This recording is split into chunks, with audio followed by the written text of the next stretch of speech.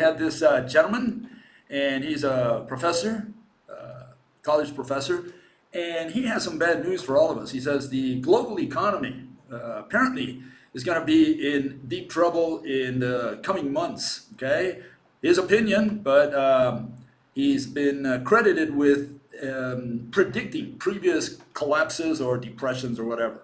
And here he is. He said his name is Nouriel Roubini. He's known as Dr. Doom. He always brings bad news. But he went from being a Cassandra to a sage. In other words, Cassandra was a lady who was able to foretell the future, but the gods determined that she would not be believed by anyone. And so Rubini was some kind of Cassandra. Now he's considered a sage, a guy who knows what he's doing. And he says the following. He says, global financial markets should brace for a period of decline that will be more severe than the crashes of the 1970s and 2008. Okay, central banks will eventually give up their monetary policy tightening before inflation is ever defeated. Recession, financial crisis. That's what he predicts. He says stocks are down more than 20%. Inflation is not going to fall fast enough. When you have negative supply side, you get a recession. Okay, we're not going to get a fall in inflation that's rapid enough to go to 2%. Okay, and the result of all this will be a period that combines the worst of 1970s and the global financial crisis. This is just the beginning of that pain. Wait until it's real pain. Okay, and he says you have a major financial institution that may crack globally, not in the U.S. maybe now, but certainly internationally. Okay, so yeah, I think the global economy is in trouble. Okay, the American economy is in trouble, and I think that's the main one. If that one goes down, forget about everything else. But if the U.S. economy is in trouble, the global economy is in trouble, and we're all in trouble. So in that sense, I agree with this gentleman. Who apparently travels quite a bit, and he says you got to see countries firsthand. You cannot talk about just statistics. You got to go and see what's going on in each country, more or less. Okay, so I had a few comments regarding extinction and the global economy in relation to the global economy.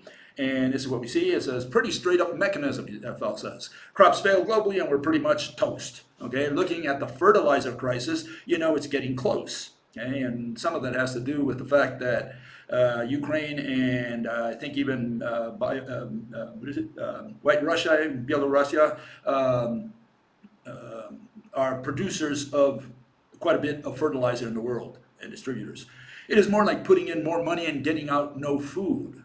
Okay? So it's not no money, no food. It is more and more money to make sure there will be less of everything, but more weapons. Okay, and we deserve extinction, he says. Yeah, deserve is an opinion. You know, again, we try to stay away from politics and opinions.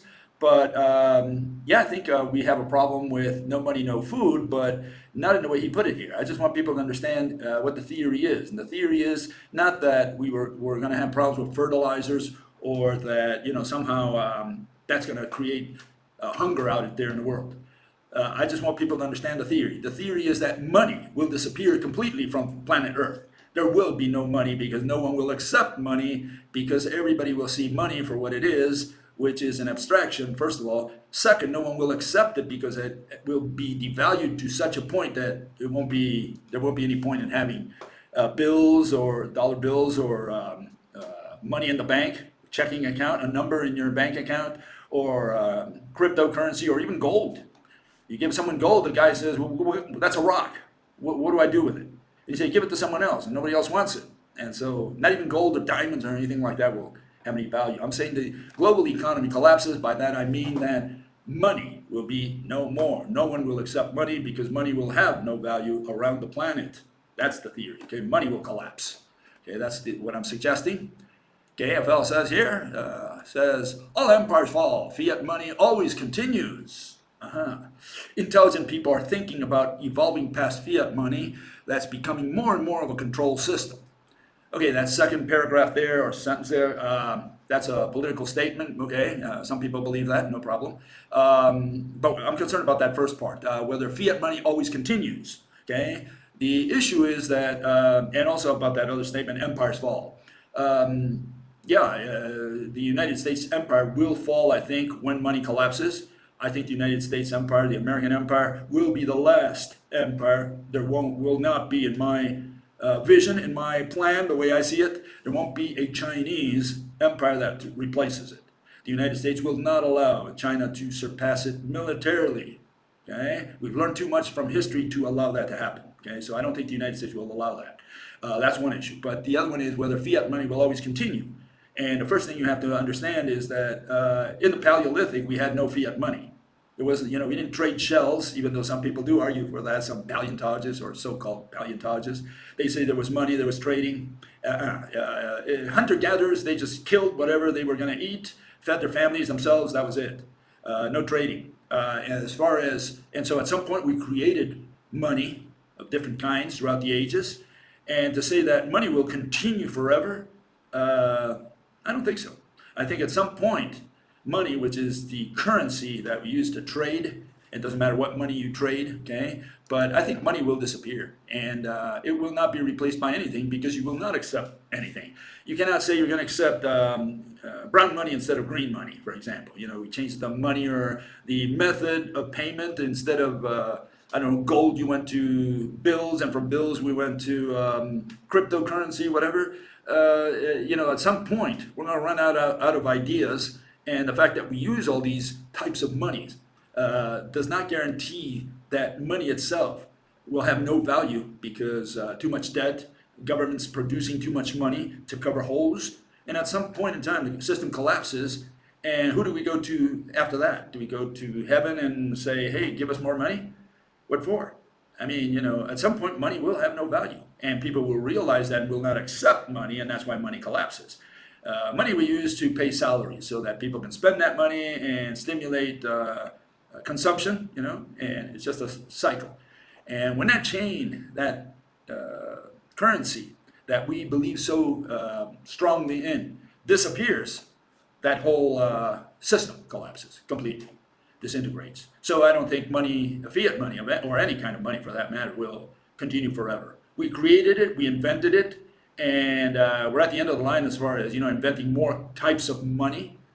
And it's not a question of creating more money. It's just a question of saying, what value does money have after a while if you're devaluing the coin every day and paying ever less real value to the workers, which are supposed to spend that money so that you stimulate consumption and wheels keeps rolling. That's what the issue is. So I think money will collapse. We will not believe in money. In God, we will not trust anymore, right? Okay, another fellow says, it's a good theory, the money collapse, right? Counterpoint, some archaic species do survive, sharks and crocodiles. Okay, he says that some species did survive in the past, and so not all species are affected. That's what his argument is here. Humans are classic omnivores, so it would require a systemic ecosystem collapse, which seems unlikely absent some kind of catastrophic cosmological type event. Okay? A systemic global economic collapse is certainly a possibility, but that then becomes more of an analogy rather than a replication of what happened to the dinosaurs. Okay, so let's understand the theory. The theory is that food disappeared. You can call that an ecosystem collapse, but it did not require some kind of catastrophic event, in the sense of, by catastrophic I mean a sudden event. Okay? Species were disappearing towards the end of the Cretaceous, towards the end of the Triassic, Jurassic, Permian. Species were already disappearing way before the end of the era or epoch or whatever. So it's not like they disappeared all of a sudden at the last moment. Okay? Hadrosaurs, for example, they were around for quite a while, and you can see that the number of species were dying before the end of Cretaceous. And a catastrophic event such as an asteroid strike will not produce that effect. The other issue, which is more important still, or more fundamental, more basic, it's that you cannot produce with a catastrophic event the extinction of old species versus new species. In every single instance, every single one, no exceptions, okay? We had the old species die, the ones that had been around for a long period of time, the dynasties that had been around for a long time, those were the ones that went away. And the new animals, the tiny animals that now could expand and occupy new niches, new vegetation, those were the ones that radiated. That's what we see in every mass extinction. So that's what you got to explain. You don't only explain selectivity, which is one issue, but also chronological selectivity. Okay, and you can't do that with a catastrophic event. So that's the issue. That's the main issue against catastrophic events. And the most famous one, obviously, in the case of the dinosaurs, was the asteroid strike, alleged asteroid strike. Even if we concede that assumption, it doesn't tell us how some species that were around for a long time died, and while the new ones, in this case, the mammals, and together with the angiosperms, expanded. In fact, I showed that last time. I'm going to show it one more time, and here it is. This is the Cretaceous terrestrial revolution. Okay, and you can see just by the chart that the number of species of angiosperms multiplied, while the cycads and other conifers of the Cretaceous, the food that I suggest that the dinosaurs ate, were disappearing.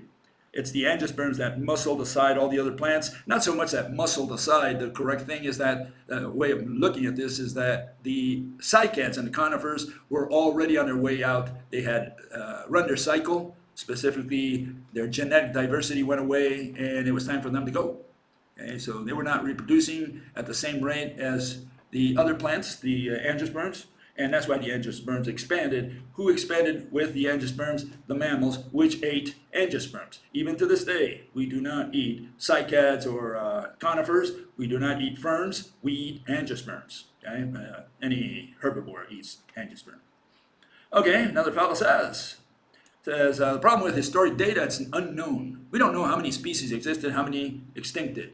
I don't think we need to know.